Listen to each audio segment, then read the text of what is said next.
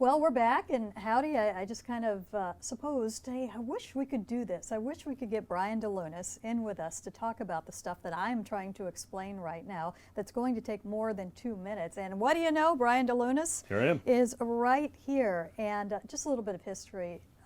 When we are in season, for the reporter, the two most important people, in my opinion, are the catcher and anybody who can talk about pitching.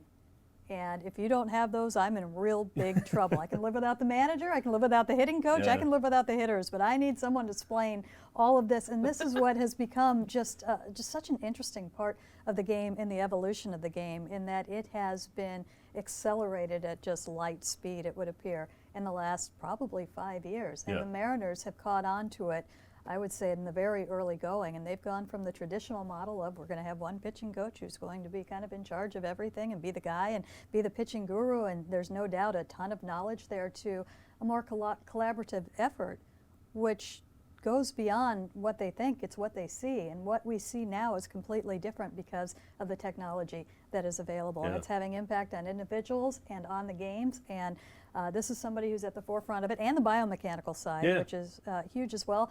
And Brian, I think your story is known by this time. You came to the organization in unconventional kind of fashion from the private sector, which 2 years later is becoming a lot more, a lot more common. You're seeing a lot more of that, Absolutely.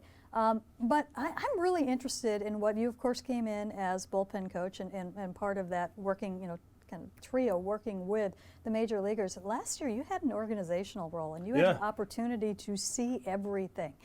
Where are the Mariners right now as an organization in terms of pitching philosophies, using technologies? So as an organization, I'd say we're probably top 5. It's tough to know exactly what everybody else is doing. I know we read a lot of articles that, this and that, but again, we don't know specifically how. There's a lot of times where it's easy to talk about an organization who does something really well, but that might be one team or that might be one person in that organization. For the Mariners, Max has done an incredible job as our coordinator, really implementing a lot of the ideas that we have in terms of pitching. At the major league level, certainly I think we're way up there.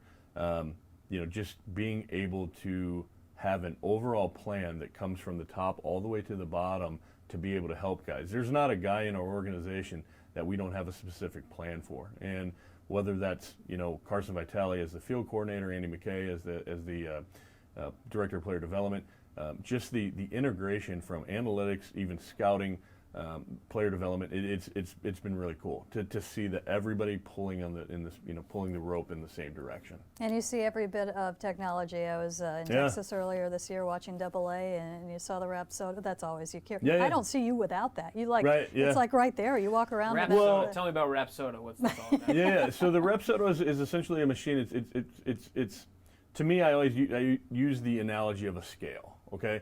And so the Rapsodo itself is not worth a whole lot until we have a baseline and we know kind of like where we're at. So if I jump on a scale and it says, 250 pounds, all right, well then the next time I jump on the scale, it has value. Now it's either 260 or it's 240, And so for the Rapsodo, it's really easy because it just, we don't have to use it as a teaching tool every single time. It's going to tell you, spin rate. It's going to tell you, your vertical break, your horizontal break. It's going to tell you now that the new version tells you even release height and some what we call vertical release angle, which is the ball coming up out of the hand? Is it coming down out of the hand?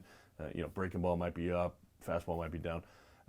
But it just gives you this instant feedback. So like even if a pitcher's off a little bit in a particular bullpen, it allows us to know why. It just expedites the process, where for years you had these pitching coaches who had 20 and 30 years of experience, and the experience is worth everything, right? I mean, that's golden.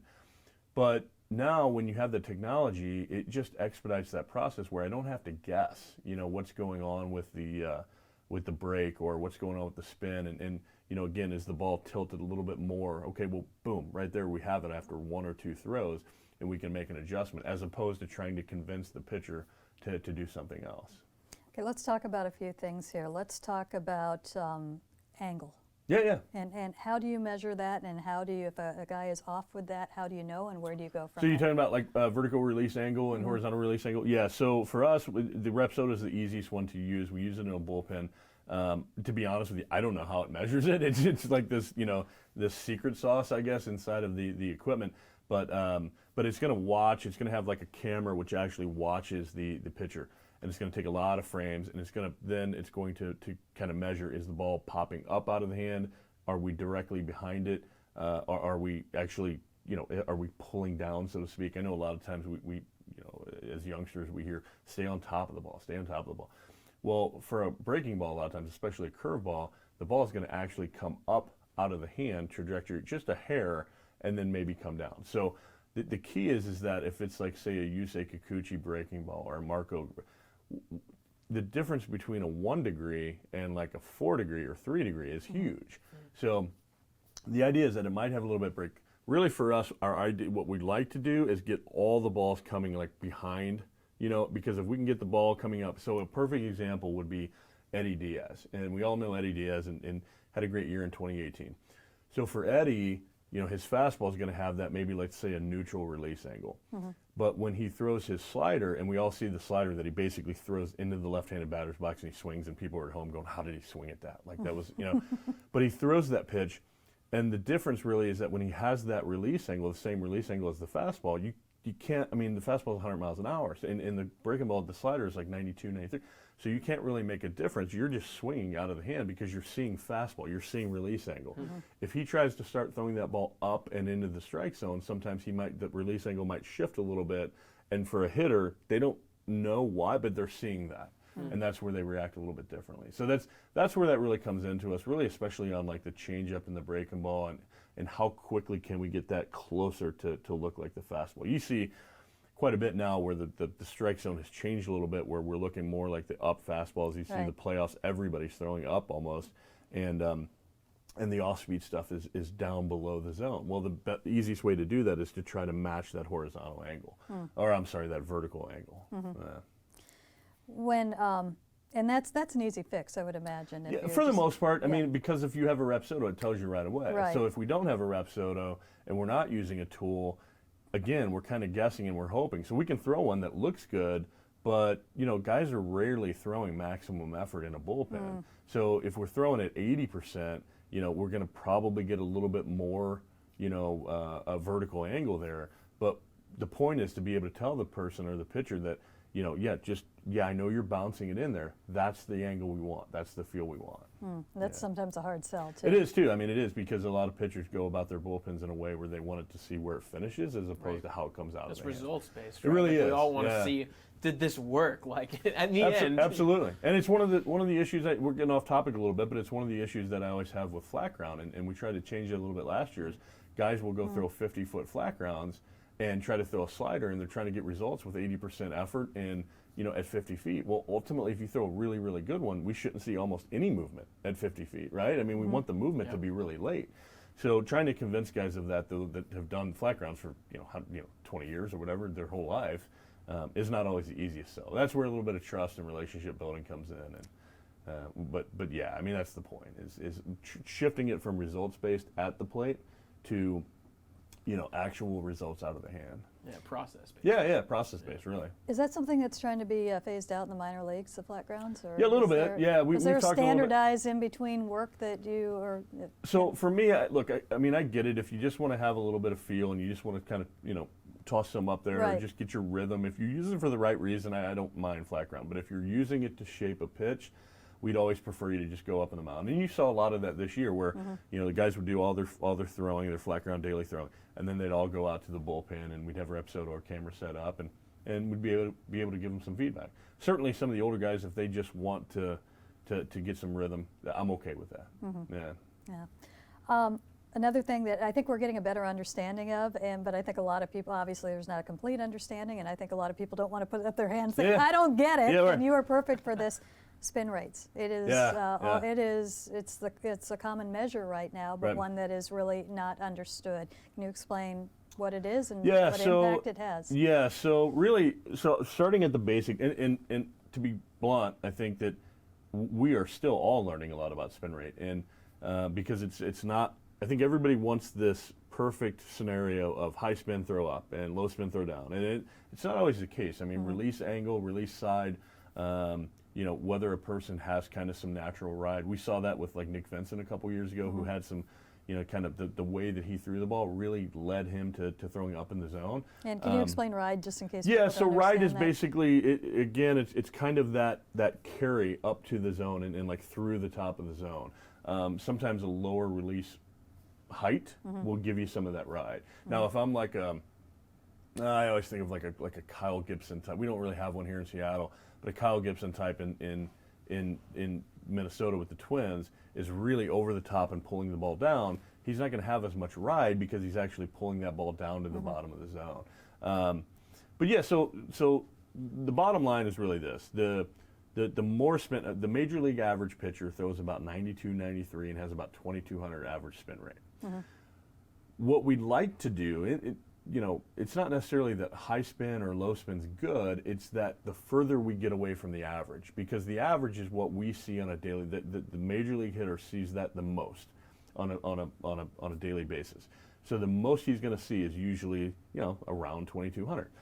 If we can get that up into the 2,500, you start to be an outlier. You can start to throw sinkers or two seams pitches at the bottom of the zone at more like 1,800. You're really starting to become an outlier. So the goal is really to just get out of that median area. High spin generally is not necessarily always dominant at the top of the zone. It's what it's kind of associated with. High spin usually misses barrels more often because it's producing more spin, and what it's going to do is not sink as much, or not, like when I throw a baseball, gravity is going to start pulling it down. The higher spin it has, the less gravity is going to force that ball down into the zone. On the opposite end of the spectrum is the low spin pitchers. If we can throw that low spin pitch more towards the bottom of the zone, those are going to actually fall a little bit more than what we're used to seeing. So if we're used to seeing a 2,200 RPM spin rate, and it's going to be here, that's like, we associate that with staying there. So if we throw the 1,800, we're going to see it like it's going to stay there, but it's actually going to be here. Hence, we hit the top of the ball. And same thing on the high spin rate guys, we end up hitting, swinging below the ball. And so you see so many more, in this day and age, you see so many more people trying to go after the high spin rate guys who can throw at the top of the zone. You're seeing more home runs, but you're also seeing a lot more fly balls. So like when you watch like a Cole or a Verlander pitch, there might be one or two ground balls the entire game. Everything else is in the air, pop up, home, whatever it is. But that's really kind of the baseline of the spin. And then you can really get into a lot of different topics kind of shooting off of that. So what are some of the things that you can do to change spin rate? Legally? Well, there's another conversation there, right? But yeah, let's start there. So the easiest one really is so I remember when I was growing up, we always heard about the spitball or the some grease or jelly or whatever it is. And that really what it does is it reduces spin quite a bit. But on the opposite way, it's taking away spin. The other side of that is where we get a little bit tricky, and you see people talk about the pine tar or some other objects that are being put on the ball. When we can enhance grip, typically we see that the spin improve a little bit. Legally, there's not a whole lot. I know we've looked at some different ways to try to do it, and internally we've looked at some stuff.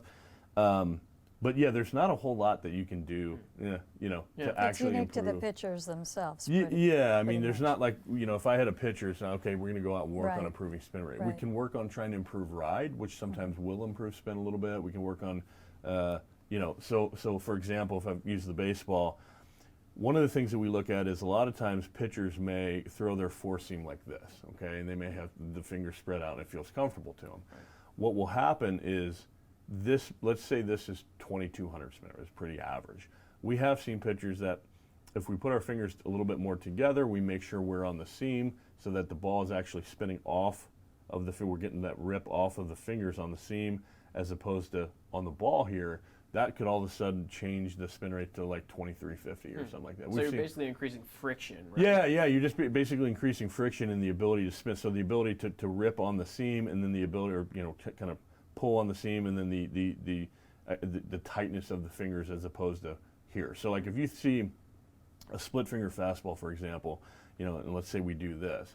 So a lot of guys might throw their two seam like this, right? It's just a two seam grip. And then all of a sudden we do this. That's the main thing here, is that it's just going to reduce the spin and the speed. And so it's kind of the same idea where if a guy needs to BP fastball or just reduce speed a little bit, reduce spin a little bit, and they're throwing their fastball here all the time, we may say it's not a split finger that necessarily. We're just trying to split out the fingers a little bit and reduce some of that.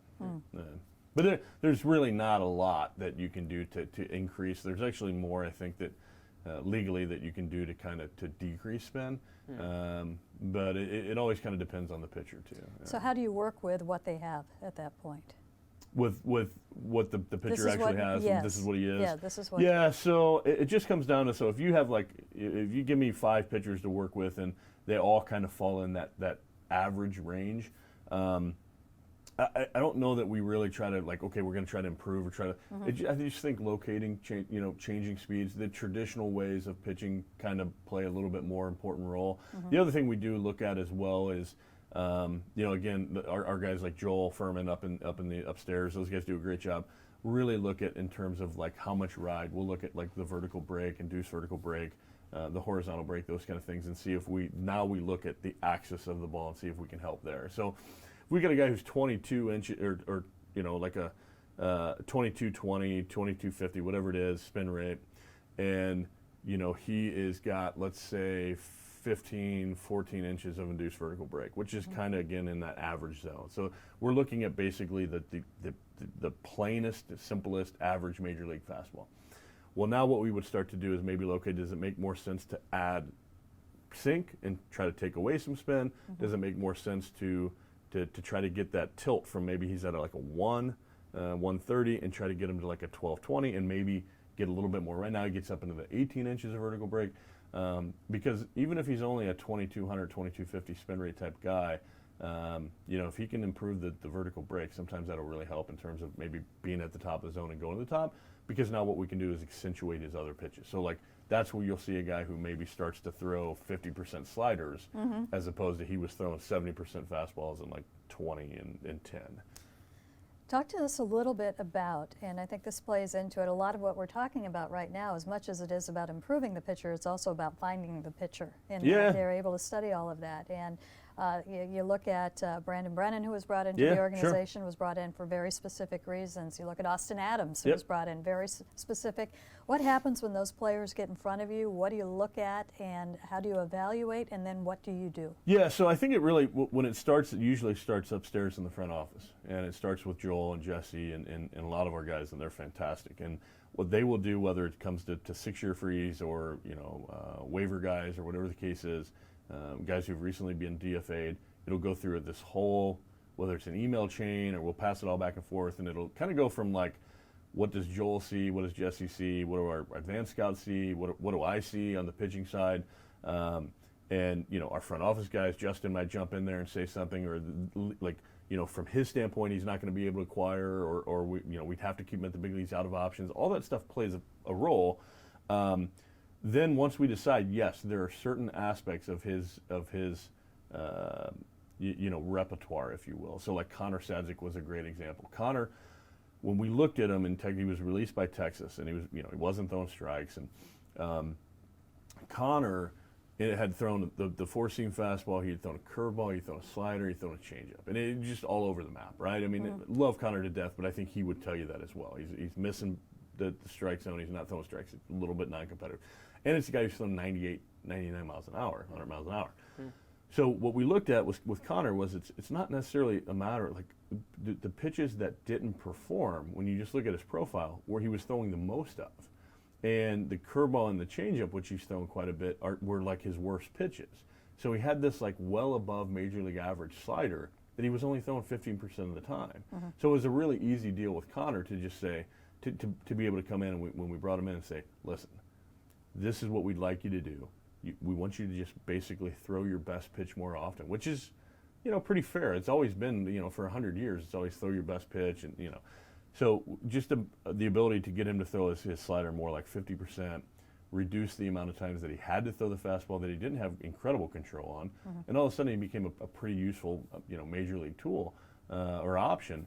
Until he started getting hurt and got banged up a little bit. And next thing you know, he's down 94, 95, and he's on the DL. But the point is that we do see a lot of those guys where they're not using their stuff very wisely. or they can, again, based on the way they throw and based on their arm slot and those kind of things, we should be ultimately able to make a slight adjustment and then improve one aspect of. A lot of times it might only be one aspect of one pitch, but the difference in improving that one pitch is night and day. It either gives you a long career or you keep doing what you're doing and you're out of baseball. So. Let's take it back to the younger guys, because Yeah. you had your eye on a lot of them this year. I think I had this conversation, I think it was with you, but in addition to all the numbers and the technology that you get on their pitchers, there's also there's also a biomechanics side. Yeah. And with the knowledge that you have, it can help you if they need a third pitch, give them something else. And where before you used to kind of be trial and error and stumble around, and it might take years to figure this Sure. out.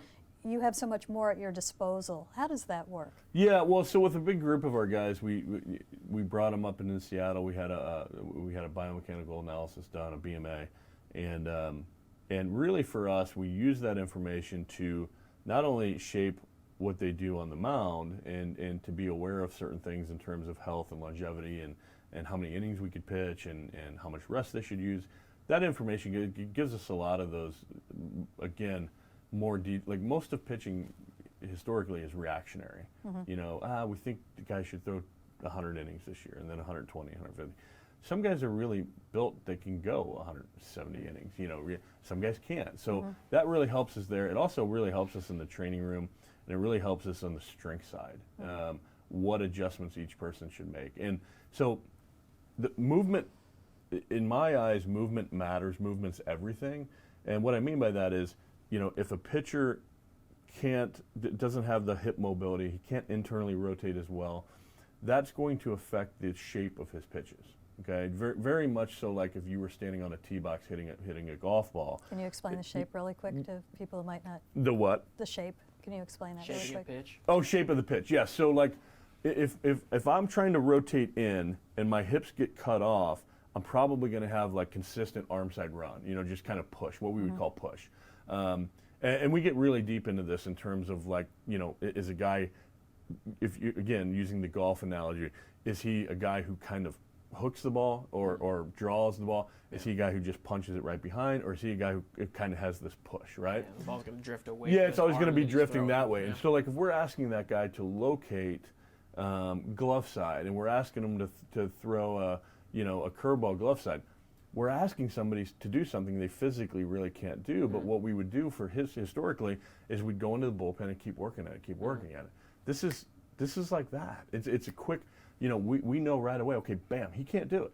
Physically can't do it. So we can ask him to do it all we want, but what's going to happen is he's either going to result in injury because he physically can't do it, or he's just going to keep going throwing balls and really battling himself. If you're a major league pitcher and you're out there throwing pitches that you don't believe in, you're not comfortable with, and they don't typically work well for you, we're putting that guy in a losing situation. So that's kind of what I mean by like the shaping of the pitch. So all of a sudden, if we know through training, through the strength side, his correctives, that we can get that range of motion adjusted or shifted, now we have to shift our player plan. Now we have to shift what we believe that pitcher can and can't do. Because instead of focusing on sinkers and changeups down, and typically arm side, and then maybe a pulled slider across the plate, now all of a sudden he can locate the fastball on the outer half. He can throw the comeback two-seamer or the hip shot two-seamer. He can throw the changeup with plate coverage and down, like Brandon Brennan. So that's where the BMAs, the biomechanical side, really comes into play. I would say mostly trying to keep guys healthy and make better decisions in terms of usage limits, those kind of things, but really trying to make good decisions in terms of what we can do physically that shapes the pitch of that shapes the movement and everything else of the pitch. What you're saying here is kind of interesting because, my dad loves baseball and he's never gotten into the stats and anything, the release points and all that stuff. And a lot of people, they wonder, like, why won't he throw this pitch at this spot? Sure. How common is that there are pitchers that are on your staff that this is his limitation, this is how he has to be? How common is that in baseball? 100%. Really? Yeah, I mean, like how we move is everything. There's very rarely who, so even like a Garrett Cole, and you take a Garrett Cole, and he was, he had a pretty good career in Pittsburgh, right? What was the biggest difference when he went to Houston? The biggest difference was ultimately that he started allowing himself to throw the ball four seams up in the zone. And when your body works that way, I mean, like, I'm not saying it's easy for him, but like he's throwing 98, 100 miles an hour. There's games where it looks like he's just walking out there, he rips off 9, 10 pitches and walks back to the dugout, and it's over. So, yeah, I mean, like, I would say almost, probably 90 to 100%, somewhere in that range on a typical pitching staff. You only have 13 guys. It's pretty rare to have somebody who's got every tool in the toolbox. It's just everybody's going to have some limitations. There's guys who, no matter what they do, that's really tough to throw a curveball because of how they move. Again, if you look at like Garrett Cole is, or not Garrett Cole, like Corey Guerin, we talked about earlier, is if you look at like Corey Guerin, like he's not. It's going to be tough to throw a curveball. It's going to be tough to throw a four seam just because of his releases down here. So. Yeah, body-wise, but the movement's everything. It just really is, and so knowing that, but then also knowing like the cause and effect of injury too. If we're trying to ask a guy to do something he's just physically not capable of, it's probably not going to end up well. You got to be fighting a trend though in baseball in that, right? Because throughout history, there hasn't been this element of like, let's understand these players can't do typple major league player things, right? Yeah, I think it's fairly recent. Within the last 5-6 years.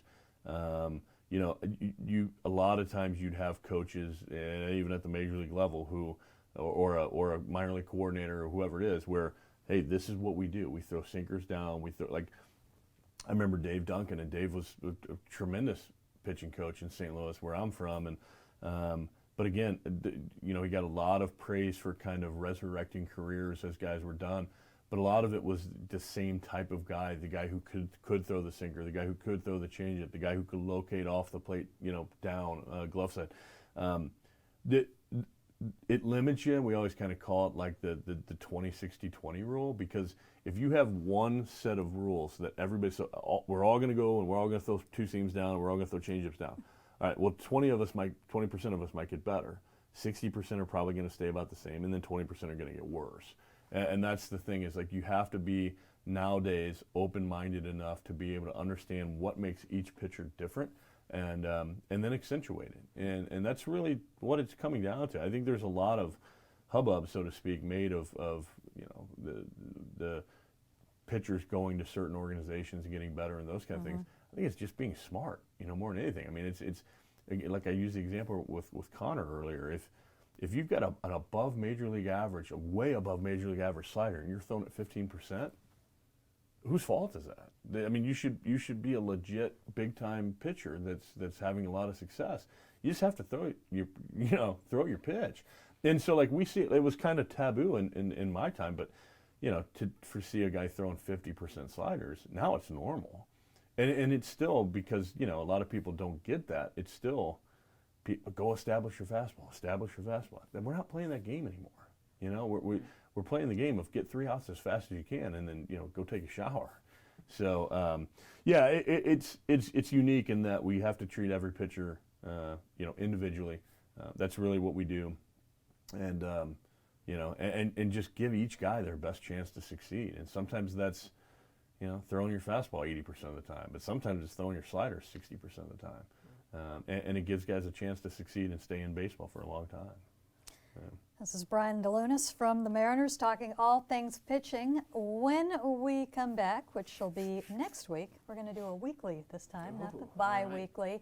We're going to hear from Brian a little bit about some of the things that we saw at the major league level, as well as some of the things we can expect to see in pitching going forward in general.